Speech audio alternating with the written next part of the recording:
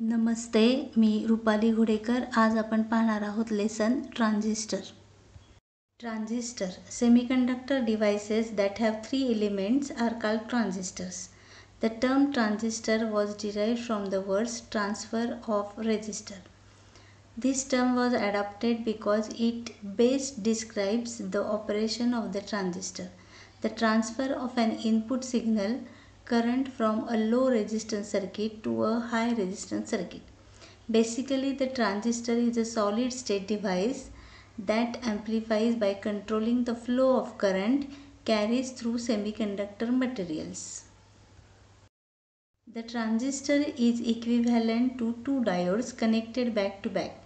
The bipolar junction transistor BJT is constructed with three doped semiconductor regions separated by two p-n junctions.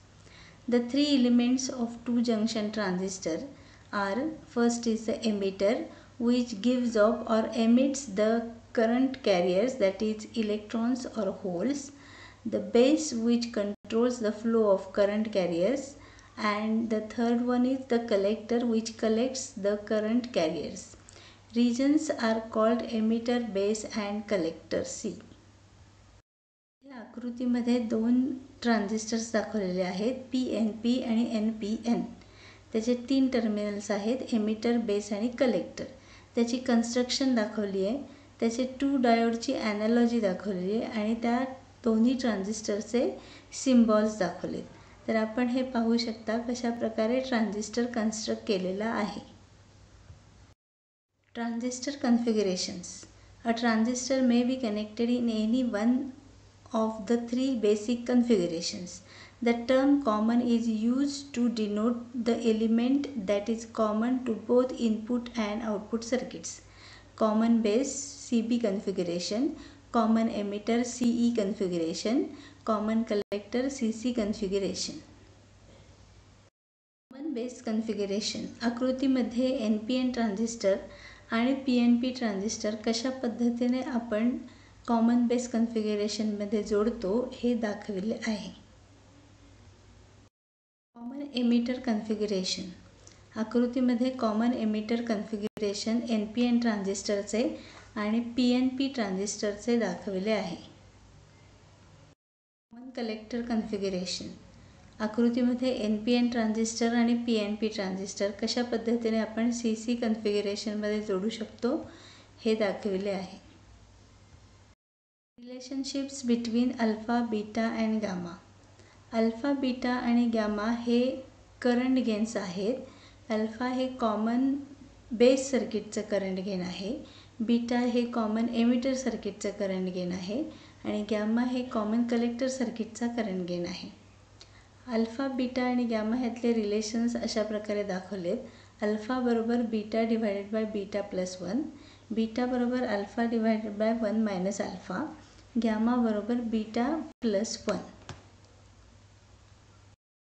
ह्या चार्टमध्ये common base, common emitter आणि common collector ह्या तीनही कन्फिगरेशनचं आपण comparison दाखवलेलं आहे. इनपुट आउटपुट फेज रिलेशनशिप जी common बेसला 0 degree असते, common एमिटरला 180 degree, common कलेक्टरला 0 degree असते. व्होल्टेज गेन हा कॉमन बेसमध्ये हाय असतो, कॉमन एमिटरमध्ये मीडियम आणि कॉमन कलेक्टरमध्ये लो असतो. करंट गेन हा कॉमन बेसचा लो असतो जो अल्फा आहे, कॉमन एमिटरचा मीडियम असतो जो बीटा आहे आणि जो कॉमन कलेक्टरचा आहे तो हाय असतो, गॅमा आहे. पॉवर गेन हा कॉमन बेसचा लो आहे, कॉमन एमिटरचा हाय आहे आणि कॉमन कलेक्टरचा मीडियम आहे. इनपुट रेझिस्टन्स हा कॉमन बेसचा लो आहे, कॉमन एमिटरचा मीडियम आहे, कॉमन कलेक्टरचा हाय आहे. आउटपुट रेझिस्टन्स कॉमन बेसचा हाय आहे, कॉमन एमिटरचा मीडियम आहे आणि कॉमन कलेक्टरचा लो आहे. अशा प्रकारे वेगवेगळे फॅक्टर्स जे आहेत ॲम्प्लिफायर्सचे ते घेऊन आपण बेस, एमिटर आणि कलेक्टर कन्फिगरेशनचं कंपॅरिझन या चार्टमध्ये दाखवलेलं आहे. Types of transistors. इथे वेगवेगळे टाईप्सचे पॅकेजेस ट्रान्झिस्टरचे दाखवलेले आहेत. कशा प्रकारे ट्रान्झिस्टर हा असतो, त्याचे 3 लीड्स कसे असतात, कुठल्या ट्रान्झिस्टरचे नंबर्स आणि त्याचे कॉमन बेस आणि एमिटर कसे असतात हे ह्या सगळ्या आकृतीमध्ये दाखवलेलं आहे.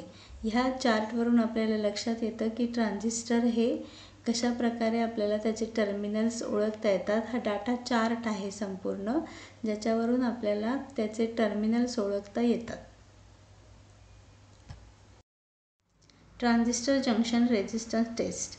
ट्रान्झिस्टर टेस्ट करण्यासाठी आपण ओहममीटरचा वापर करतो आणि त्यातला बेस एमिटर, बेस कलेक्टर आणि कलेक्टर एमिटर ह्याचा फॉरवर्ड आणि रिव्हर्स रेझिस्टन्स चेक करतो। आकृतीमध्ये दाखवल्याप्रमाणे एखादा ट्रान्झिस्टर घेतला की आपल्याला ह्या सगळ्या टेस्ट आपण करू शकतो। Transistor as an amplifier. ट्रान्झिस्टरचा महत्त्वाचा उपयोग म्हणजे तो ॲम्प्लिफायर म्हणून आपण वापरतो। तसेच ट्रान्झिस्टर हा स्विच म्हणूनही वापरला जातो। आकृतीत ॲम्प्लिफायरचं एक्झाम्पल दाखवलं आहे। इनपुट आपल्याला दिलं असेल स्मॉल इनपुट किंवा लो सिग्नल इनपुट, तर आपल्याला हाय आउटपुट हे मिळते। इथे मिलीव्होल्टमध्ये इनपुट सिग्नल दिला आहे, तर त्याचं आउटपुट आपल्याला 10 व्होल्टमध्ये ॲम्प्लिफाय होऊन मिळत आहे। तर अशा पद्धतीने हा कॉमन एमिटर सर्किट दाखवलं आहे आणि ॲम्प्लिफायर म्हणून ट्रान्झिस्टर कशा पद्धतीने आपण जोडू शकतो त्याची आकृती दाखवलेली आहे। Thank you so much. आज आपण इथे थोडक्यात ट्रान्झिस्टरची ओळख करून घेतली। धन्यवाद।